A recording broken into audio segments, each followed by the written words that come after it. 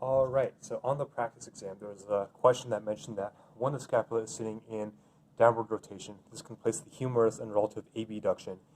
And I know a lot of people had questions on this, so I figured I'll just make a video and try to explain it. So before we talk about the scapula and the humerus, I think it makes sense to zoom out and look at other joints. So if we look at the hip joint, when we think of hip flexion, it's this motion. We can think of it as the femur being brought closer to our torso, right? That's hip flexion, but we can also think of it as the torso being brought closer to the femur.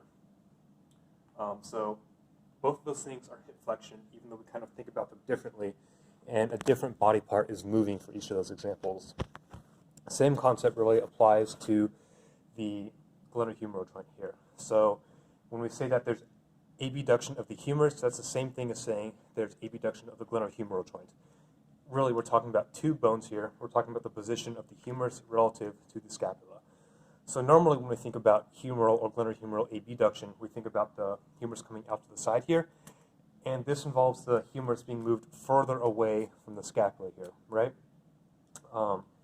Another way to think about it, which I can't show on here, is the scapula being moved further away from the humerus.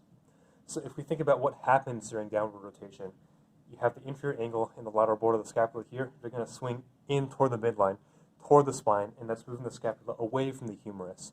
So scapula and humerus are further apart. That's relative glenohumeral abduction or humeral abduction. On the other hand, if we look at upward rotation, which isn't mentioned, but we'll just talk about it real quick. With upward rotation, the scapula is swinging up and out this way, and it's coming more toward the humerus. So now scapula and humerus are close together. That's relative adduction of the humerus or glenohumeral joint. One last thing, I want to make it clear here that we're not talking about scapular abduction or adduction. When we talk about scapular abduction and adduction, that's movement of the scapula relative to the thorax or the rib cage.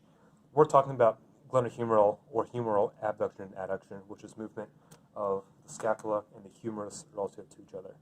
Hope that helps a little bit.